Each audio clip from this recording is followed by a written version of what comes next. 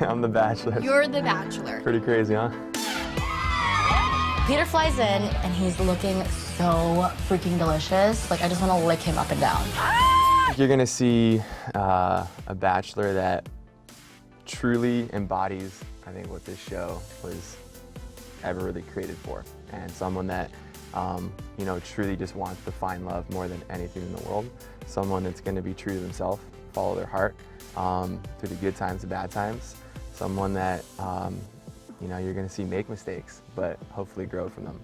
And in the end, you know, hopefully get what I want. So, I mean, coming into this, obviously it's pretty cliche, but I just, you know, I want to find my person. And, you know, I had the most amazing time on, you know, The Bachelorette and falling in love with Hannah and that whole experience. And, you know, I knew from there that this works. And that's the main reason why I took this opportunity, because I know that it can work, and very hopeful that it does going into it. So. No, I mean, since it's out there, and, you know, I did say there was something that Peter and I did twice. It was actually 4 times. Parents were so energetic when the whole windmill thing came out, and it was like ×4. We saw them clapping in the background, and then when you were announced Bachelor, clapping in the background. Yep. What advice did they give you before you started your journey? You know, I talked to my parents a lot, you know, before all this started. And again, it was simple advice, but it was just stay true to Bud. My nickname's Bud, and they always call me Bud. And they say, Bud, stay true to yourself. Be yourself, because no one else does it better. And, you know, if you just show these women who you are and don't try to be a bachelor or be someone that you're not for them, they're gonna, you know, hopefully see that and respect that. And they were very confident this could work for me as well. And that's all I did. I went into it just very hopeful, excited for the journey. You know, I'm the luckiest guy in the world. I got to be the Bachelor and go live out this most insane experience to go hopefully find my person. So very blessed, but yeah, I took that advice and just stayed true to myself. The whole season, you really felt that you were Peter. That's what you. I was, and I can say that very proudly, that that's the way I did it. So.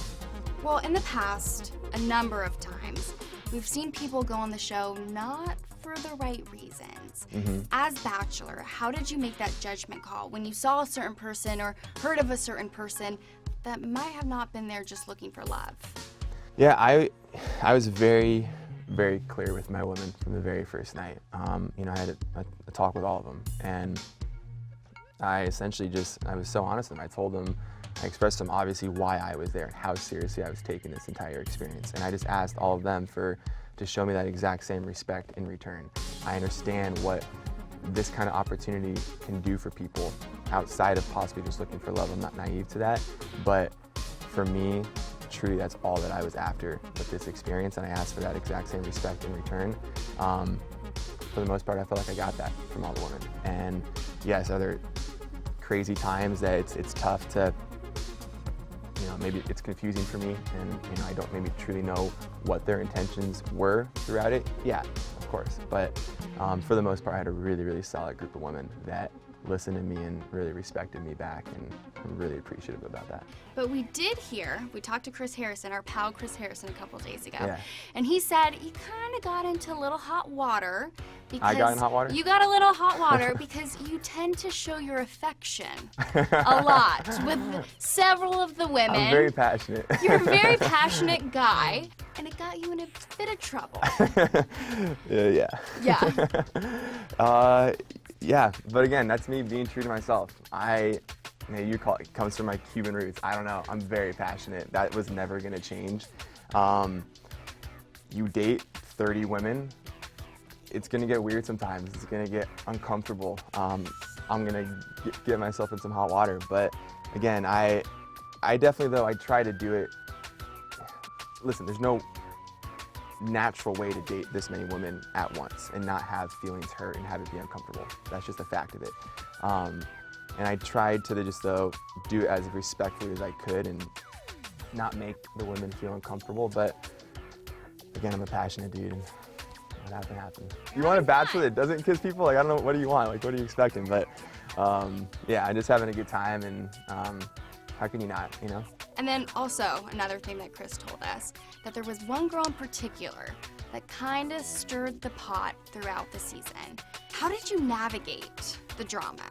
You know, that was tough for me because I'm not a dramatic person. I usually stay out of that, stay away from that. But again, you put 30 or however many women into this kind of experience all after one person, and then me pursuing all these women as well and really trying to, give each relationship its fair chance. Stuff is going to come up. People are going to stir stuff up. Emotions, they get heavy and hot, and you maybe do things that you maybe regret a little bit later, but that's part of why this works. If you allow yourself to be raw and real and true and not hold back.